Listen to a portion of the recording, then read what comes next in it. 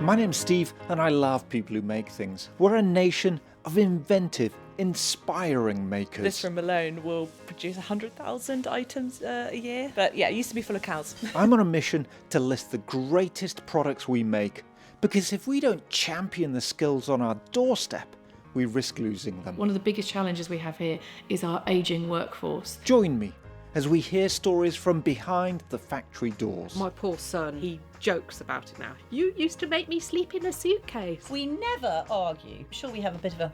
Yeah, we have tense moments. Together, let's make more makers.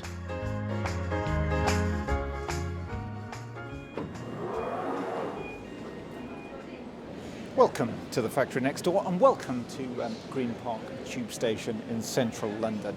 I am just about to pop out and head across Mayfair to Savile Row, where I shall be sitting down to chat with a carpenter. No, that's a lie. Sorry, poor joke. Of course I'm not. I'll be chatting to a tailor. Oh, it was busy down there. I'm particularly interested in chatting to this tailor because they specialise in bespoke jackets, often in really interesting fabrics. Think corduroys, velvets. Whilst I head through the streets of Mayfair and introduce myself, have a listen to what's coming up in this week's show. I just fell madly in love with the craftsmanship, with the community, with the people. Put your scissors down, the Beatles are on the roof. It's not until one day I made a pair of trousers for my mom, which she said, "Do you know what? You can actually do this as a living." As the business grows, there's always a new mountain to climb, and the mountains never disappear. You don't have imposter syndrome, do you? It does sometimes I happen. met Mike Tyson, I met Puff Daddy, I met 50 Cent. Thank you. That was what I was hoping to achieve, a head turner. Background noise you can hear is a load of scaffolding work going on. Number 11, number 12, looking for 13. Oh, I think the building I'm after is literally the one that has got a load of scaffolding on it. Except the pole doesn't hit me on the head. You alright there? Hi, Stephen. Ruby, very nice to meet you. How you doing? Welcome in. I am Ruby Slevin, and I am the founder and creative director of women's tailoring brand Banshee of Savile Row. We are currently in the cutting room. This is really where all the magic happens. Stephen, our head cutter, is actually away at the moment. Otherwise, you would hear lots of snipping going on. So we are being a little bit naughty and we're using his cutting table to speak.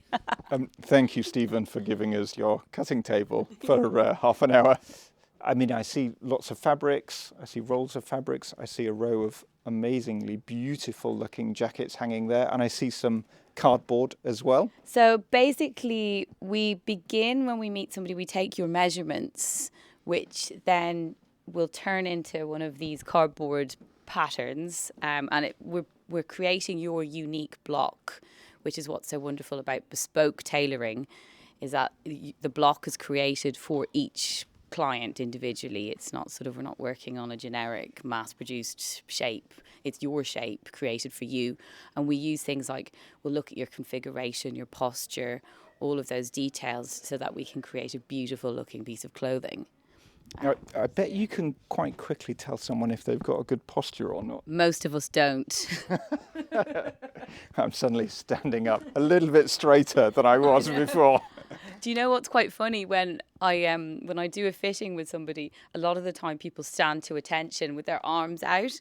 And I have to say, look, please just relax. Stand as you normally do, because otherwise I can't see what I'm doing. But they kind of stand to attention as if I'm some kind of headmistress. My first degree was in economics and sociology, my undergrad from University College Dublin. I was working for a renewable energy company because I had actually specialised in renewable energy. Sustainability was always something I was very passionate about. But while I was doing that, I encouraged my friend to set up an evening sewing class she had a degree in fashion design because I really wanted to learn how to sew. So I set up the class for her. I organised it. I found her students. I did a Facebook page just so I could learn how to sew.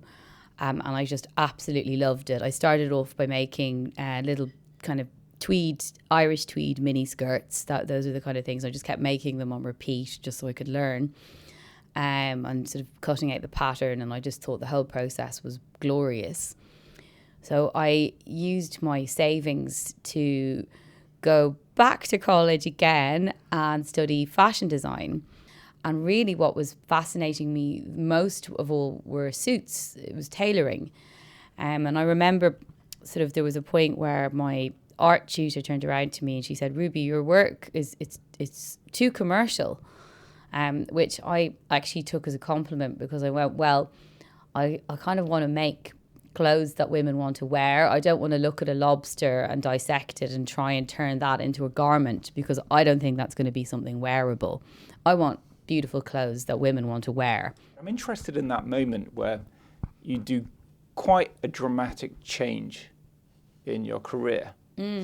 Tell me about, kind of how family, friends kind of reacted when you said, actually, I'm going back. I studied economics, I studied social kind of sciences, and actually I'm going back to study fashion because that's what I want to do.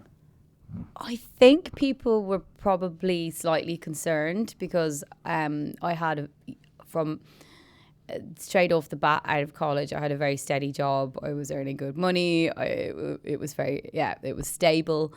And I think people were kind of going, well, to then kind of go into something unknown and creative, it's a huge jump. But for me, I think if I hadn't done it, I always would have been wondering. And I also think, yes, that people were skeptical from that practical perspective. But for me, from my perspective, I think it's given me an edge because I have a business background and a creative background now, which I can bring those two worlds together. I think it's quite difficult for people if they're one or the other, they don't have both. I say this to people all the time that I think when people are studying art or anything, they should also be doing business so that they can understand how to, because you can create a beautiful piece of art, but how do you sell that? How do you market that? How do you turn that into a business? And everything that you do is a business, even if you're painting oil paintings or you're making tailored suits. Do you want to talk me through some of your favourite pieces? Because we've got a rack here, and this one. Are you looking at this? So I'd see, actually the wife had seen that one online and absolutely loved it and was raving about it. Tell me about this one. This piece I have named The Assassin. Sometimes Very suitable for my wife. it's actually it was the assassin bug. A lot of the time I kind of use animal references and I kind of twist them into a different way. And this is this is actually British wool fabric with a tiny amount of lurex in it to give it that lovely sparkle that you can see. And then this fabric is Bateman Ogden. So you can see they were established in 1881. Look at that, what a great label to have inside your jacket there. I'd have never have guessed that is wool. It's actually, because it's kind of like a metallic gold, which may sound slightly gaudy if you're listening to it, but I promise you it's not. It's actually very, very attractive and nice. But I would never have guessed that that's wool. I know. Well, I only deal in natural fibres. I don't work in any materials that aren't natural because I just think, again, it's better for the planet, it's sustainable, and it just feels nicer against your skin anyway. Tell me about this one, because this one in particular is very striking. It's a red velvet jacket. So this was quite an interesting piece for me to design because I really wanted to make a red velvet suit, but I didn't want to make a red velvet suit that I had sort of seen in various mood boards and, had been kind of done to death.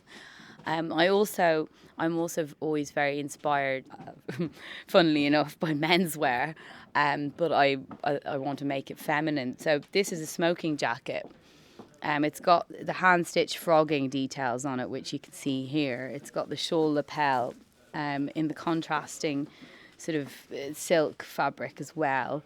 And then on the cuffs, instead of buttons, I've got the frogging, which I just thought would just feel like this sort of super luxurious, opulent piece. And then I did this sort of embroidered lining inside it. If you saw someone walking into a room or down the street in that, I think you would be compelled to kind of say, wow, what you're wearing is amazing. I think it would just be one of those moments where you would have to stop someone and say, that is extraordinary. Well, thank you. That was what I was hoping to achieve, a head turner. I had discovered Savile Row while I was studying fashion. I discovered these men's suits from the 1960s that were just they were perfect. I started studying a lot while I was in fashion college. I started on my own time studying about Savile Row and kind of the history of Savile Row. I started studying about Alexander McQueen and sort of Stella McCartney and their roots with Savile Row. And so I went, well, I think the first thing I need to do when I finish is get a job on Savile Row. So I interviewed with Cad and the Dandy while I was in my final year, and we got on very well, and I sort of then had a job set up for myself for when I finished. So I moved over to London as soon as I finished fashion college. I arrived, I think I flew in on a Monday night and I started work on the Tuesday morning. For me, that was it. I just fell madly in love with the craftsmanship, with the community, with the people, with the construction. For me, everything was so beautifully made. I always knew I was going to set up my own brand. I think I come from a very entrepreneurial family, and so I just didn't know what iteration it would be. And when I got here, I saw this gap in the market. There was nothing for women. There was no clothes for women here. The menswear tailors at that time, a decade ago, they didn't want to make clothes for women. They do now, but they didn't 10 years ago. And there was no bespoke tailoring for women on the street.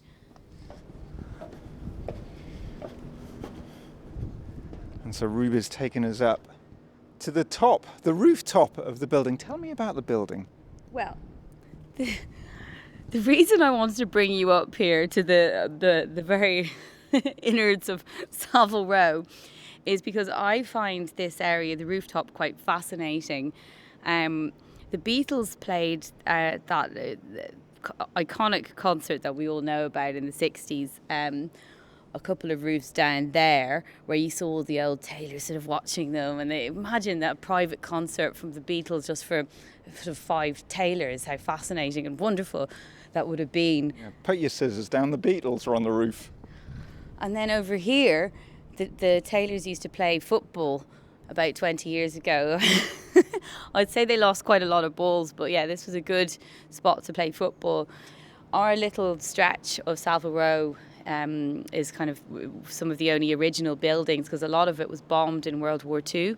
So the other side of the street is all new buildings, and kind of it doesn't look the same as where we are now, whereas here it's very higgledy-piggledy, as you can see, which I love. And Yeah, there's a real beauty to the higgledy-piggledy of it, isn't there? Yeah, I think the first time I ever came here for my first ever interview on Savile Row many years ago, I got quite excited as I came into the building and went, wow, this is what I've actually read about. This is the real deal. Before, it would have been one tailoring house for the entire building, but that's changed as time has gone on. So in our building, there's a different tailoring outfit on each floor. But it's all great because we can help each other out. If somebody say you're missing a book, you can go to one of the other tailors and go, oh, can I borrow one of your books? Or if you're kind of behind on your alterations, they might help you out with some alterations or something. So we're all always helping each other out on the street. It's a wonderful sense of community here. I was just about to use that word. It sounds, from the outside looking in, it sounds like an amazing kind of community to be part of. And I'm very lucky to be part of that community, I have to say. Which is why I've never left. Do you prefer a customer to come in and say, I have no idea what I want, please help? Or a customer to come in and say, I've actually got a really, really clear vision of what I'd like you to make? I would say we get a mix of women. Realistically, it's probably about 50-50. Some women come in and they've seen something on our website and they like the green velvet jacket, for example, which I call the night owl, and they go, I just want the night owl, I want that, and that's it. So it's pretty straightforward. Other women come in and they know they want, say, a business suit, but they don't really know how that will manifest itself. And then other women have no idea because they've never been to Savile Row. They may not know the difference of the types of lapels, but they're interested in finding out. And so, say for those clients, it's really nice to kind of provide a welcoming space for women that they feel that they can come in and that they can ask anything, and it's okay if they don't know, because women's tailoring is still quite a new concept. You must be over the moon when someone comes in and says, I've never been to Savile Row before. This is my first time. Well, it is. It's quite exciting for me to introduce women to Savile Row and to kind of inform them about what the possibilities of it. And I think a lot of women, they get really excited when they go, what, you can pick your buttons, you can pick the width of the lapel.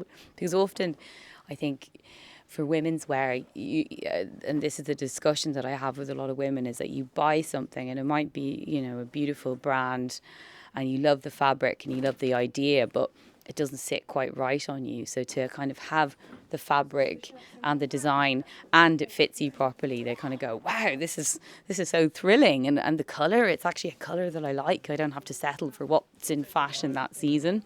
You don't have to search too hard on the web to find a very expensive jacket. Why do we buy off the peg jacket when for similar costs we could get one made which is absolutely perfectly fitted to our body? Why are we still buying very expensive off the peg clothes?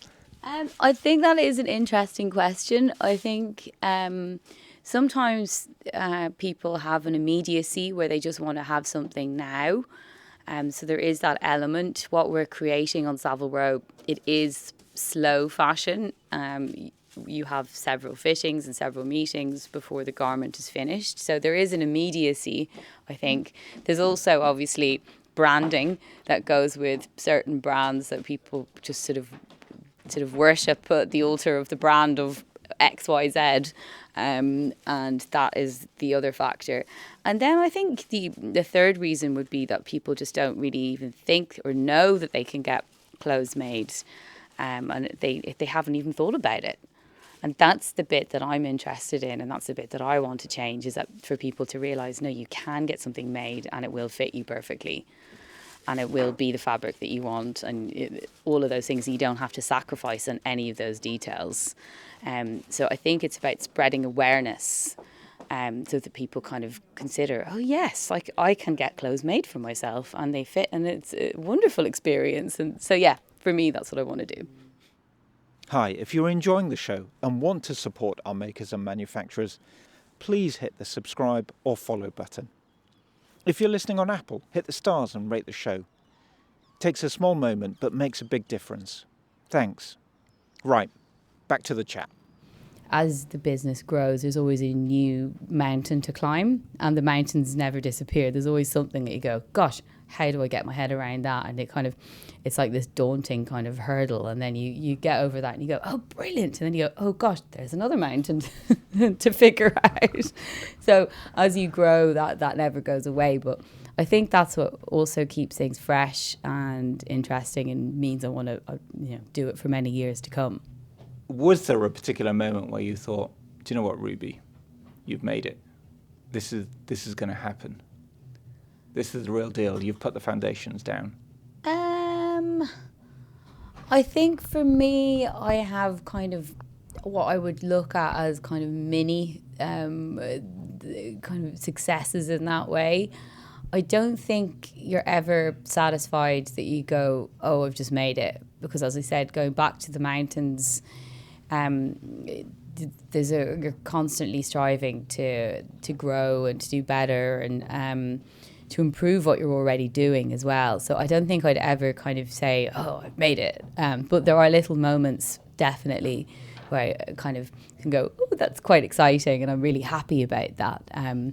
I think having my first clients coming in and then seeing them with their finished clothes and how happy they were, that was a wonderful moment for me. Kind of a feeling, okay, I can do this and I can actually deliver something that people are happy with, because I think possibly before that I was terrified, going, well, maybe I can't do it, or, so that was a wonderful moment. Getting into the British Fashion Council was a really good moment, and then having my first fashion show at London Fashion Week, starting doing trunk shows in America, that was absolutely terrifying, and now I started doing that. Hearing you reeling off some of those key moments that mean so much to you, presumably it makes you very proud of what you've achieved.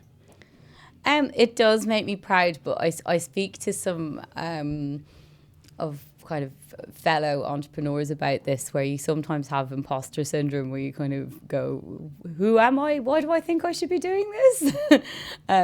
But I do, as I said, I have the good moments of pride, and then I have the other moments going, oh my gosh. So it kind of peaks and troughs realistically.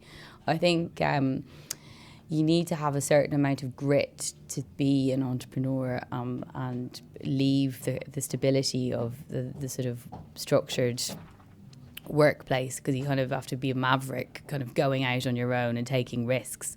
And being a risk taker, there will be ups and downs with that. Some things work, other things don't. And for me, I'm like, well, you just have to keep trying things and keep going. So yeah, I certainly have wonderful moments feeling great, and then I have other moments tearing my hair out, going, oh my gosh.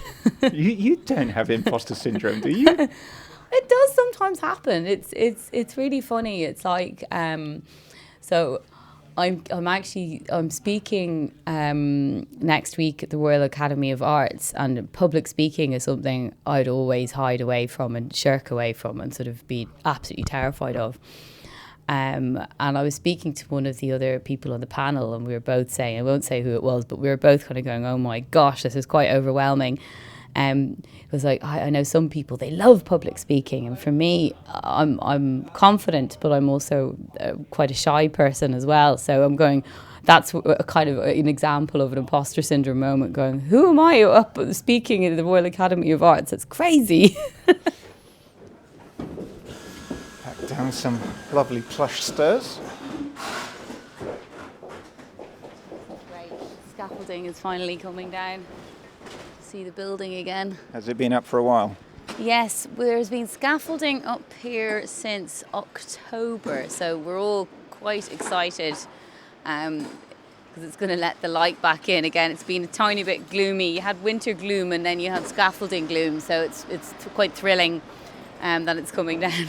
You're about to get your building back. Yeah, then we all just have to clean the windows. So we're back out onto the street, and we are passing some lovely shops, heading somewhere. Where are we heading? We are heading to meet Charles, who does my alterations, and as I said, I couldn't run anything without him, so we're actually going down here. Charles, How are you, man? how are you? Nice to see you. I've heard a lot about you, Charles. I'm just A lot of amazing things about you, Charles. Just a normal guy. I try to help to the best of my ability. That's what I do. Yeah, but your abilities are exceptional by the sounds of it. Really? I try my best, How long have you been working here, Charles? I've been here in Savile Row in general, this area, that's about 20 years. 20 years. What's kept you working here for 20 years? My tailoring years stems from when I was a childhood, because I used to mess around with my mom's sewing machine at home. And it's not until one day I made a pair of trousers for my mom, which she said, do you know what? You can actually do this as a living.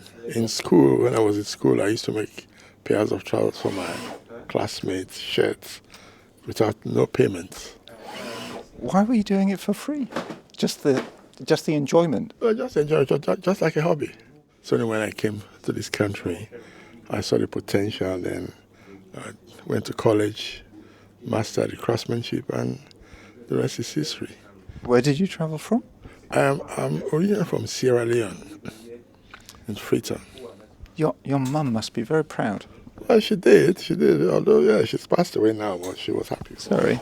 Yeah, because she did say that. But again, as a youngster, when your mom says something to you, it just comes through there and goes out there. You don't pay any attention. But tell me what you love about tailoring. I What's it that brought you in? If you walk into a shop, you buy a nice suit. Obviously, you want to look good. You want to show it to your friend. But if it's baggy and soggy and long, if you pay 10,000 for that suit, it doesn't look at it as if it's 10,000. So you have to make it look fitted on the person, and the person comes out really happy. I think it gives that person more confidence. You buy something nice, you're proud of it, you can show it to your friends. Clothes can do that, can't they? Clothes can give you confidence. Well, yeah, it does. It does. Because don't forget, compliments gives people confidence. It's such an interesting area because, during my time in tailor, I've met a lot of top people. I've met American movie actors. I've met Sylvester Stallone. I've met Arnold Schwarzenegger. Nice and easygoing guy. Well, obviously, the bodyguards surrounding him, they tend to make things look a bit difficult. Yeah, I decided not to bring my bodyguards with me today. No. Was it overkill? I know, yeah. I met Mike Tyson, I met Puff Daddy, I met 50 Cent, I met Rod Stewart. What next for you? Next for me? Well, looking forward to my retirement in a few years' time, and then I'm just going to relax in the sun, yeah. Savile Row will be a poorer place when you do decide to leave. I don't think I'm indispensable. Don't forget, generations have been doing it before they've passed away, and people replace them. So I think there's somebody out there who is going to do what I'm doing. Bye-bye. Isn't he amazing? What a legend. I do. What a legend. Isn't he just? I want to talk about the power of clothing, because you've touched on it a few times before, and I'm really interested in just taking a moment to explore further this power that clothing can have on changing your mood, giving you confidence, and how much that plays into the work that you do. In my life pre-Savile Row, my professional life pre-Savile Row, I remember I would kind of say when I was in the corporate world, or even when I first started working here, I didn't have the right clothes, and I would sort of spend a lot of time in the morning getting quite stressed, trying to pick an outfit, feel that it was a bit wrong, not really know what to do. And then when I got my first suit and I felt so easy and comfortable in it, my first bespoke suit, and I felt, okay, well, this is actually, now I understand what men have had. This sense, it's so empowering, and I don't have to think about it. I don't need to have loads of clothes. I just need to have really good clothes that I can put on, and it is your suit of armour. You can walk into any environment in life and you're done, you're dressed. You were kind of saying to me you had a little kind of issue with a moth. I've got a hole in my trousers, everyone. However, you still look wonderful because you're in a lovely suit, and it does make such a difference, and it's going to make you feel better about yourself that you can walk into Savile Row, or you could go to an art exhibition after work and then out for a nice meal, and you're just ready to go, you're dressed, and you kind of don't have to kind of fiddle with anything going, oh gosh, is this fitting right? Do I have the right shoes? Or, it's just sort of, you're done, you're ready to go. And that's what I love about it. I think you're saving time. You can go into any environment, and that gives you that sense of empowerment. Ruby, thank you so much for taking the time to chat to me. It has been an absolute pleasure. Oh, you're very welcome, and thank you for coming in, and you're welcome anytime.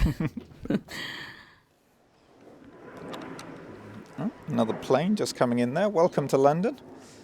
Okay, number 13 on our list of the greatest products we make here. The Velvet Jacket by Banshee of Savile Row goes into our shed of greatness. My thanks, my huge thanks to Ruby, and also thanks to Charles, and obviously my thanks as ever to you for taking the time to let me hang out with you for the past half an hour.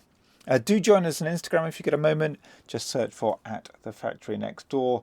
Comments, feedback, suggestions, always welcome. Thank you, Susie B. Thank you, Claire, Elizabeth, Stephanie Lecoq. What amazing work you do.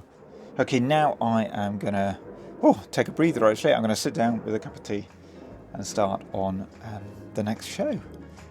Wherever you are, whatever you're doing, I hope it's fun. Until next time.